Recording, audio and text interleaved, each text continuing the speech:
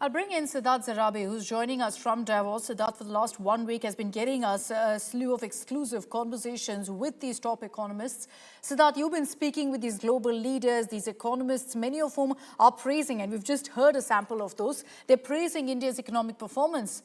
And yet, here, Rahul Gandhi has again revived his dead economy taunt. How do you read that contrast? But most importantly, to you, Siddharth, where does the reality lie? Well, very clearly it is disconnected from the data and the perception around the Indian economy. We've been here at Davos for 5 days. The Indian presence amongst the largest from any country in the world, and let me also tell you that this is one of the highest turnouts that Davos has witnessed in recent times, primarily on account of the geopolitical background, including what President Trump has been up to. His session here was an absolutely jam-packed session, as we all know. As far as the Indian economy goes, we've spoken to dozens of voices, not just Indian voices, who you could call cheerleaders for the Indian economy, but global voices, noted economists like Geeta Gopinath, a host of foreign policy analysts. Not a single person says anything of the kind that seems to have been alleged in this remark that you cited. In fact, there is expectation that the Indian economy could do even better. Let me just give you 2 instances for that.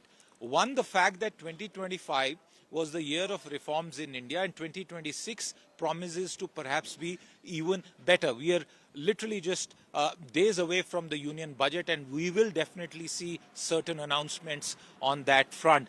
The second bit, and Geeta Gopinath, one of the foremost voices in the international economic analysts firmament, made it very clear that the question of India's economy becoming even larger is certain, because even the maths supports that. So it is, I think, pure politics. It is also very clear that as far as Davos is concerned, and as far as the perception towards India is concerned, business has trumped politics in Davos. Leading states, Maharashtra, Andhra Pradesh, Assam, a whole host of states and their delegations are going back, having achieved significant conversations with global corporations as well as Indian companies. And I think the results speak for themselves as far as the Indian economy is concerned. Okay, thank you very much, Siddharth, for joining us, giving your perspective of this big political fight, as you put it, that's playing out.